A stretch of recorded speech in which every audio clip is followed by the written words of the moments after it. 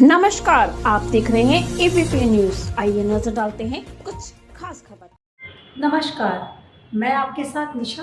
आप देख रहे हैं एबीपी न्यूज। चलते हैं खास खबरों की ओर।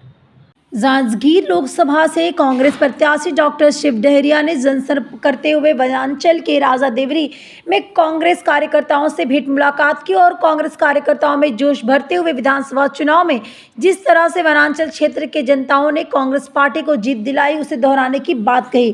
कांग्रेस की सरकार बनती है तो महिलाओं के खाते में लक्ष्मी योजना के 1 लाख रुपए हर साल दिया जाएगा। युवाओं बेरोजगार रोजगार उपलब्ध कराया जाएगा। यदि रोजगार नहीं मिल पाता है तो उनके खाते में भी 1 लाख रुपए हर साल दिया जाएगा। साथ ही किसानों के लिए SMP का निर्धारित किया गया और कर्ज माफी के लिए कमेटी बनाई जाएगी, जिससे किसानों को फायदा हो सके। लोकसभा प्रत्याशी के आरोप लगाते हुए कहा कि ED CBI का डर दिखाकर बड़े बड़े कंपनियों से इलेक्टोरल बॉन्ड के जरिए पैसा इकट्ठा करने की बात कही। सांसद चुनकर जाते हैं, उनका मुंह संसद भवन में बंद रहता है, इसलिए क्षेत्र का विकास नहीं हो पाया। मतलब दावा कर रहे हैं आप? देखिए, मोदी की गारंटियां फेल है। मोदी के गारंटी के आधार पे हम सांसद चुन के भेज देते हैं। हमको स्थानीय समस्याओं का भी निराकरण करना है। स्थानीय समस्याओं का कहीं कोई निराकरण नहीं होता। ये जो सांसद बन के जाते हैं मोदी के गारंटी में, उनका मुंह लोकसभा में बंद रहता है, वहाँ कुछ ये कर नहीं पाते, ना ही यहाँ सरकार में इस क्षेत्र की समस्याओं का कोई निराकरण करते हैं। अभी मैं यहाँ इस क्षेत्र में आया हूँ, यहाँ पूछा किसी भी एक भी पंचायत में सांसद निधि का कोई काम हुआ है, तो पूरे क्षेत्र के लोगों ने कहा कि एक भी काम सांसदों के माध्यम से नहीं हुआ है।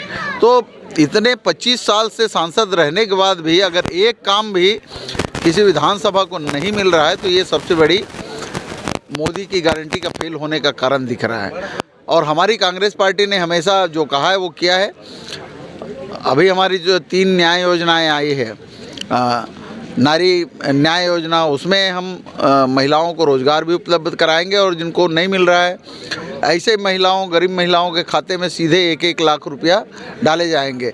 ये तो महतारी बंधन के नाम से 12,000 देने की बात करते हैं, लेकिन अभी लोगों को मिल भी नहीं रहा है।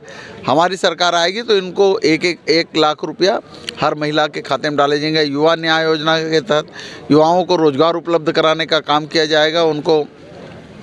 और ऐसे युवा जो ग्रेजुएट हैं, उन ग्रेजुएट युवाओं को रोज़गार नहीं मिलता तो उनके खाते में भी 1-1 लाख रुपये उपलब्ध कराए जाएंगे।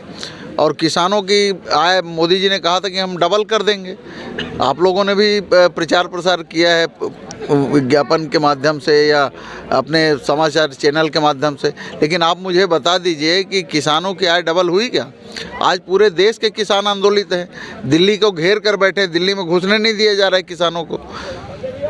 तो ये किसानों को धोखा देने का काम भारतीय जनता पार्टी हमेशा करती है। हमारी सरकार आएगी, जैसे कांग्रेस की सरकार हमारे यहाँ थी, हमने किसानों का कर्जा भी माफ़ किया, बिजली किया।